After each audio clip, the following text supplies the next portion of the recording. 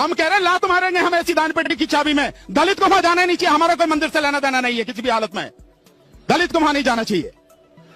तो मंदिर बनाने के पक्ष में है कि नहीं, क्यों मंदिर में बनाने के पक्ष में? मैं तो कह रहा हूं इस देश में जितने मंदिर है सबको तोड़ दिया जाए।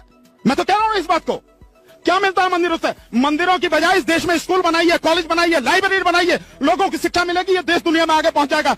मंदिर बनाने से अंधविश्वास फैलता है, गंदगी फैलती है, लोगों के बीच घृणा फैलती है, और कुछ नहीं फैलता। आप बताइए एक मंदिर में किसी ने धर्म का काम किया हो, किसी ने लोगों में शिक्षा का इस तरह से कोई काम किया हो? आप बताइए ना।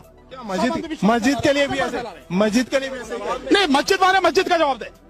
नहीं, मस्जिद के लिए भी ऐसा ही कहेंगे कि कौन? वो भी नहीं रहना चाहिए। मस्जिद में क्या होता है? मस्जिद में केवल वो जाके अल्लाह की इबादत करते, नमाज पढ़ते हैं, वो और कुछ नहीं करते। मंदिर में, मस्जिद में जाके और कुछ नहीं करते। वो भी नहीं रहना चाहिए। कहाँ नहीं है? उनकी इबादत की जगह है, संविधान ने उनको अधिकार दिया है, वो रहना चाहिए। क्यों, कौन मना कर रहा है? मंदिर भी तो और रखो। तो आप मेरे से क्यों कह सकते हैं कि आप दलित को मंदिर में जाना चाहिए? मैं तो कह रहा हूं दलित को मंदिर में जाने की जरूरत नहीं है। इस देश के किसी भी गरीब समझदार व्यक्ति को मंदिर में जाने की जरूरत नहीं है। उसको जाना चाहिए, स्कूलों में जाना चाहिए, कॉलेजों में जाना चाहिए, लाइब्रेरी में जाना चाहिए, पढ़ना चाहिए। ज्ञान मिलेगा तो उजाला फैलेगा, अगर ज्ञान नहीं मिलेगा इस देश में कुछ नहीं होगा।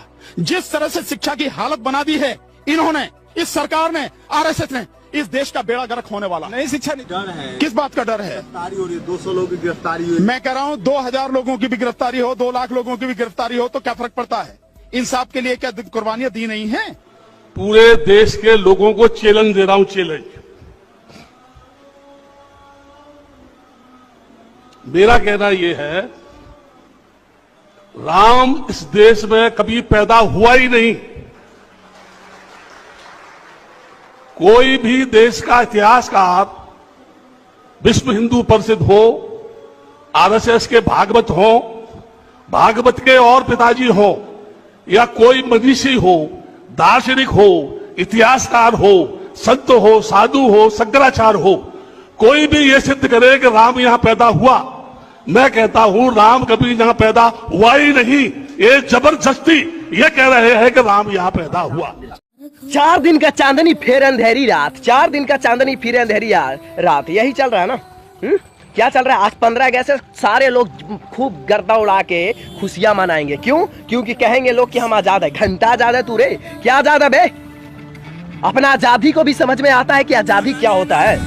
उसको भी थोड़ा तो पहले समझने का प्रयास किया कर कि आजादी होता क्या है, हैं?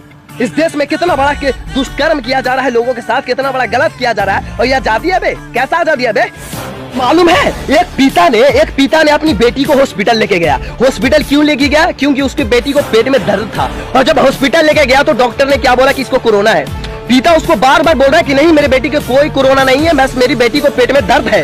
डॉक्टर ने जबरदस्ती उसको पकड़ के हॉस्पिटल में भर्ती कर दिया, और रात भर पिता ने चिल्लाते रहा कि मेरे बेटी से मिलाओ, बेटी से मिलाओ। रात भर डॉक्टर ने उसको अपनी बेटी से मिलने नहीं दिया, और सुबह डॉक्टर ने क्या बोला कि उसकी बेटी को मौत हो गई कोरोना से।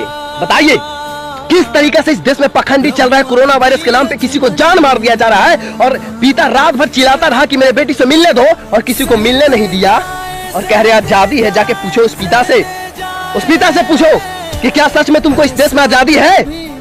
फिर बताना। अबे घर में बैठ के आराम से खाना खाओगे तो तुमको तो लगेगा ही कि देश बहुत बड़ा आजादी है, मगर मूल मंत्र को जब समझोगे ना तो पूरी समझ में आ जाएगी भाई डाटा तुमको। मालूम है कोरोना वायरस पे एक और पखंड क्या चल रहा है? मैं आपको बताऊं, अगर आप मास्क नहीं लगाएंगे ना तो आपको 1 लाख रुपए जुर्माना और 2 साल का जेल हो जाएगा आपका, समझे? और 10 रुपए के मास्क देने का इन जैसे गद्दार भला सरकार की औकात नहीं है, और हम लोगों के ऊपर 1 लाख रुपए का जुर्माना लगा बैठे हैं। समझ में आया आप लोगों के? और अगर आम पब्लिक जुर्माना लगाना स्टार्ट कर दिया तब क्या होगा रे बेटा? सुन ले मंत्री, आम पब्लिक अगर जुर्माना लगाना स्टार्ट कर दिया ना, जिस दिन पूछ दिया जाके कि हॉस्पिटल में बेड क्यों नहीं है, हॉस्पिटल में वेंटिलेटर क्यों नहीं है, एम्बुलेंस क्यों नहीं है, उस दिन समझ रखना बेटा तेरी बाप और तुम्हारी बेटी को किडनी बेच के भरना पड़ जाएगा, जिस दिन हम लोग जुर्माना लगाने पे आ गए। समझ रखना बेटा।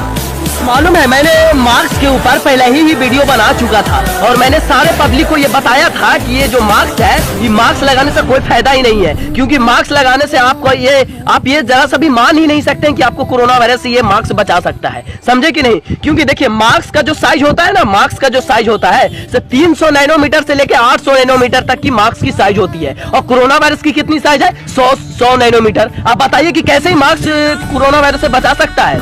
अगर कोरोना वायरस से नहीं बचा सकता है, तो ये आम पब्लिक से किस तरीके से मूर्ख बना के साला चालान काट रहा है, 1 लाख रुपया का जुर्माना लगा रहा भड़वे मंत्री लोग। तूने साला अंधभक्त, कुछ लोगों को बुरा लगेगा, अंधभक्तों को तो जरूर बुरा लगेगा भाई। तो अंधभक्त सुन, अगर तुम्हारे पास मार्क्स के लेके कोई भी साइंटिफिक रिपोर्ट है तो मेरे पास भेज। अगर साइंटिफिक कोई भी मार्क्स के लेकर रिपोर्ट है तो भेजो मेरे पास। उस दिन से वीडियो बनाना छोड़ दूंगा रे साला, समझ में आया? अरे कोई भी साइंटिफिक प्रूफ नहीं है मार्क्स को लेकर कि कोरोना वायरस से बचाव किया जा सकता है, फिर भी जबरदस्ती लोगों को मार्क्स पहनवा रहे हो। और उससे मालूम है कि मार्क्स से बहुत सारा बीमारी भी होता है, समझ में आया? चुतिया साला, हरामखोर मंत्री लोग, तुम लोग कुछ भी लागू कर दे रहे हो, 1 लाख रुपए जुर्माना लागू कर दे रहे हो, 2 साल का जेल ढकेल रहे हो। क्या बकचोदी है रे साला, तुम्हारा बाप के राजा क्या कि तू जो चाहेगा वही होगा? अरे समझा रहा हूँ साला, समझ जाओ ना तो भैया इतना पिलाई करूंगा ना कि समझ में आ जाएगा, समझ में आया?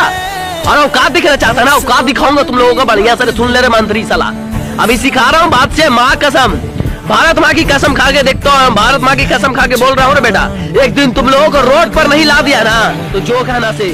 जय हिंद, वंदे मातरम, भारत माता की जय।